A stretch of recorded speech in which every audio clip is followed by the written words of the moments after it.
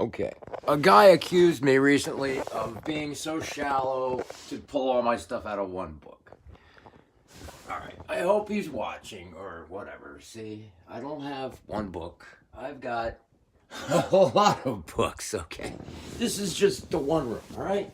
Just the one room. That's books under there, books up there in the closet, some books and movies. Just so on, the books up there.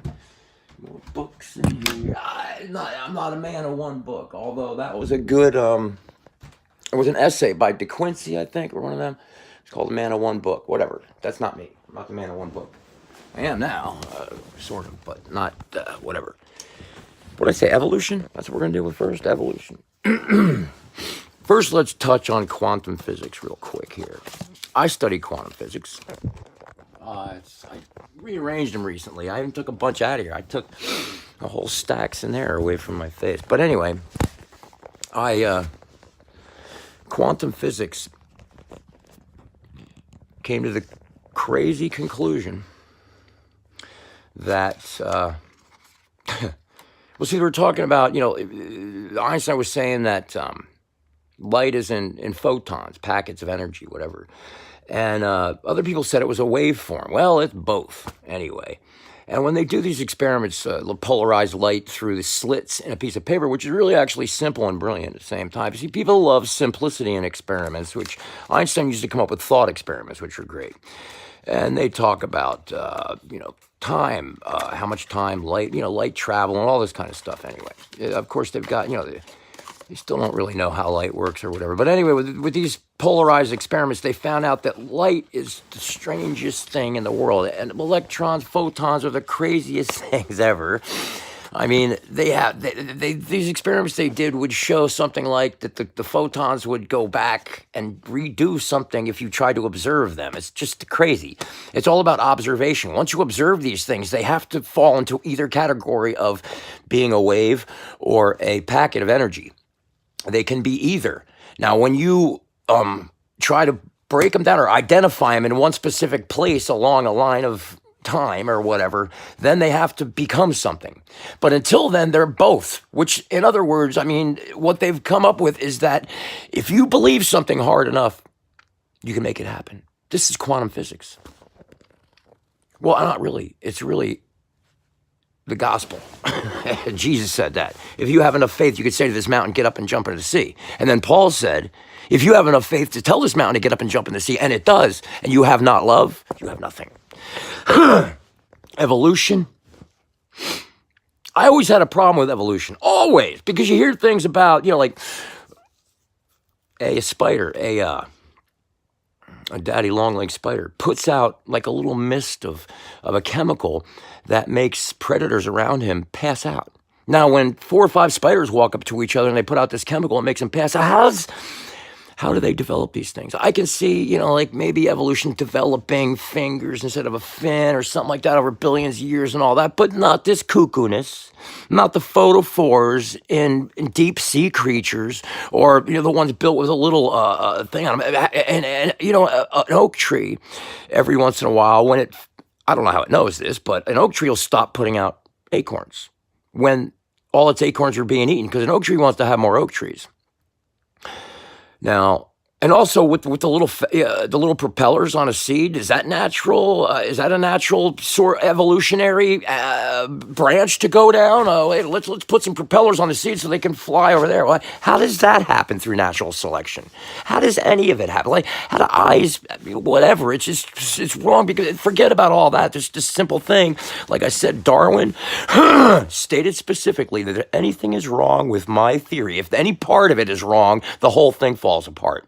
Well, the biggest part of it is wrong. You cannot get DNA naturally.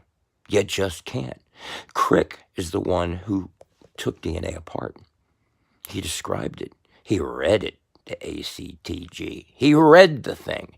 He said the chances of DNA coming from nothing is a 10 with enough zeros behind it to equal the stars.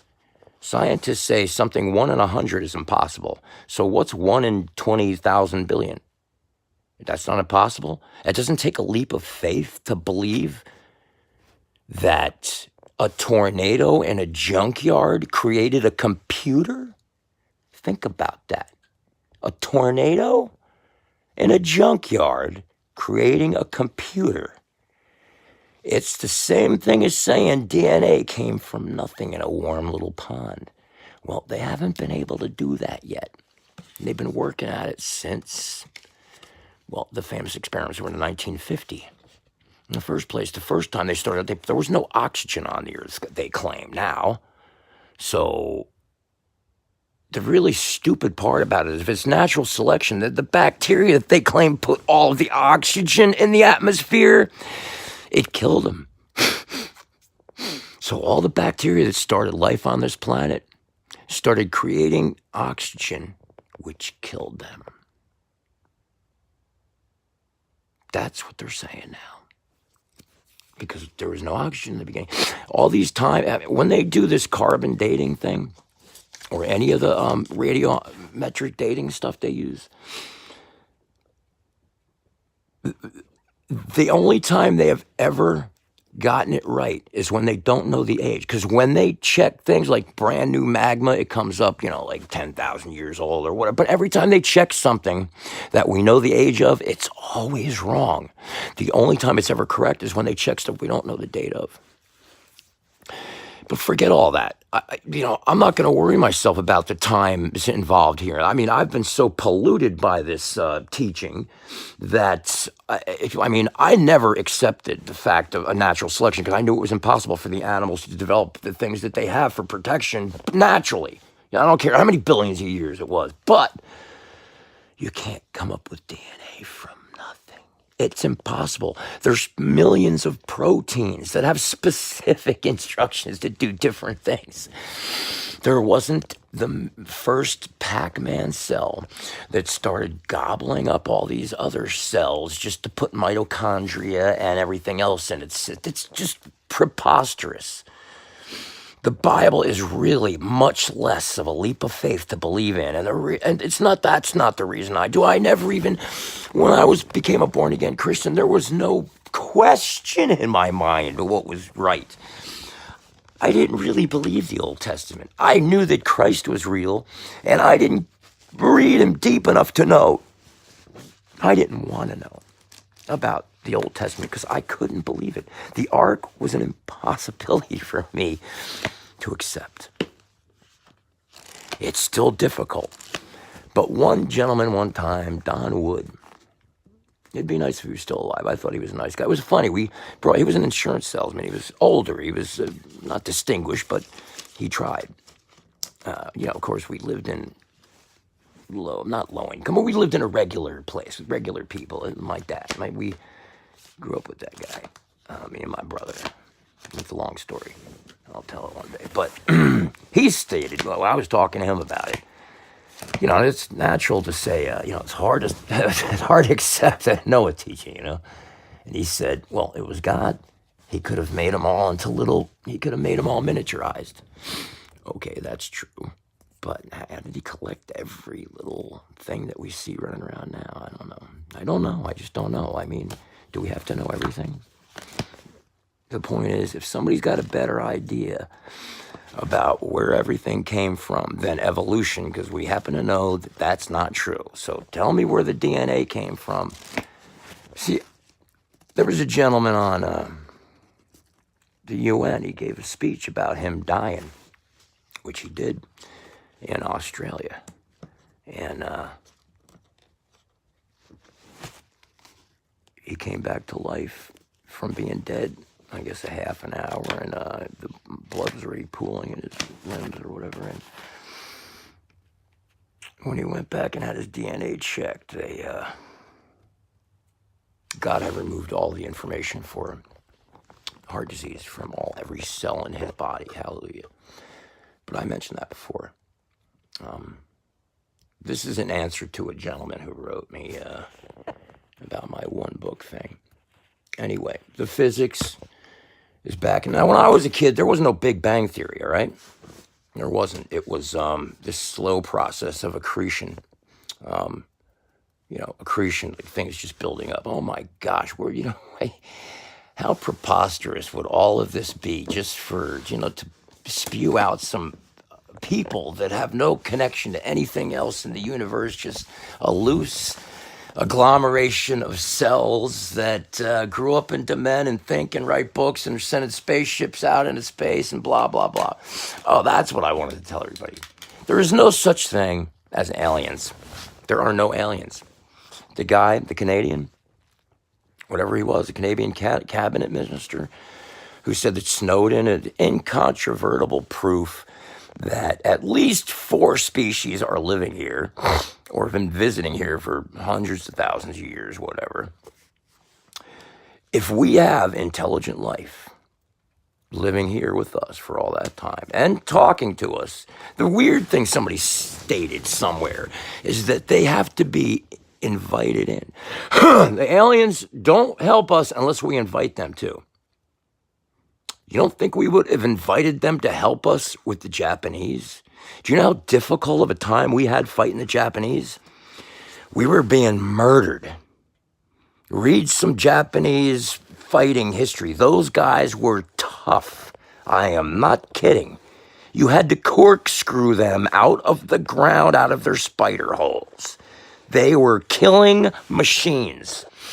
If there was any extraterrestrial advanced life that would allow that to happen, they are evil. If they were here when the First World War happened, they are evil. If the way people propagate, if there was this much time, the earth would be wall-to-wall human corpses. Because we would proliferate so many people, there wouldn't be any room for anything else. We would strangle in our own waste if we were here, even for 20,000 years.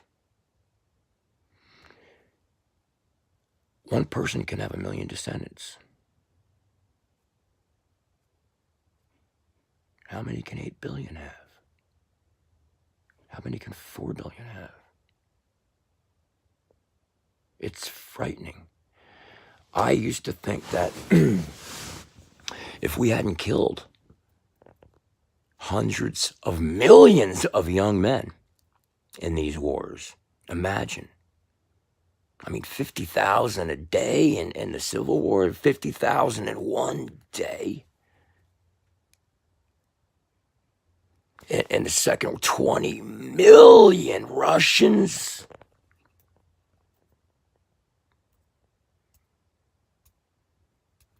It's sobering to the soul. I studied war. It is nothing worse. It's horrendous. There is no aliens. One thing when I was listening to radio one day, they were talking about, ice will not form in a pure atmosphere. It won't do it. Ice has to have an impurity to form on. Now, when they're talking about these aliens living in Antarctica, I can see that, but these are not aliens. If there is any weird beings here, they're not from outer space. They're from hell. God talks about Nephilim and sons of gods coming down here and having sex with the women and having crazy giant babies and all kinds of weird stuff. And they got those skulls. You want to look it up? They're Nephilim. And the other things, devils. They're evil. They're not aliens. They are going to tell us they're aliens, but they aren't. They're not good. They're not good. They're just not good. And the Bible talks about the dealer and the man of peace. When do you think we're going to have 2 of these guys together again? A dealer and a man of peace. Trump wrote The Art of the Deal, and Obama got the Peace Prize. Are we going to ever have 2 guys this closely associated with a Bible prophecy together again in the spotlight? Ever? Or, Israel's birthday is coming up. They're already sacrificing animals. I gotta go. I'm running out of battery. And it's a new phone, so I gotta shut it down. It's a new phone. I gotta let it run out of batteries, and it's just about to do that. So I'll talk to you later.